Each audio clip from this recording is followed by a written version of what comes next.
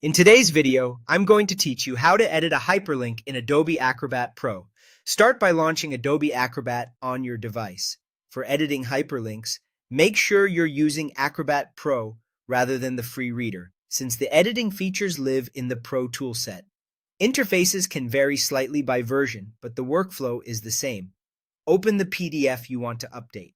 You can drag the file into Acrobat or use File, then Open. Once it loads, navigate to the page that contains the link you want to fix and zoom in so the link area is easy to see. Next, go to the global bar and click All Tools, then choose Edit a PDF. This switches Acrobat into edit mode and reveals editing options tailored to content already on the page. From the top editing toolbar, click Link and choose Add or Edit a Link. This activates the link editing tool so you can view and modify interactive areas in your document. Acrobat will highlight every existing hyperlink on the current page with a bounding box. These rectangles may be subtle or even invisible until selected, depending on how the link was created. If you don't see them, confirm you're on the correct page and try zooming in for clarity. Find the highlighted box for the link you want to change and double-click it to open its settings. You can also right-click the box and choose Properties. If a dialog doesn't appear, make sure the Add or Edit a Link tool is still active.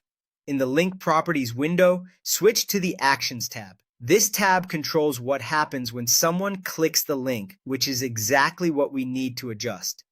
In the list of actions, select Open a web link if your link should go to a website. If it's meant to jump to a location inside the same PDF, choose Go to a page view instead. Click to highlight the action you're editing so Acrobat knows which one to modify. Click the Edit button below the list. A small dialog opens for the destination. Type or paste your new URL into the field, then click OK to confirm. Include the full address such as HTTPS, and avoid extra spaces. For internal links, set the correct page view and confirm. Review your settings, then close the Properties window.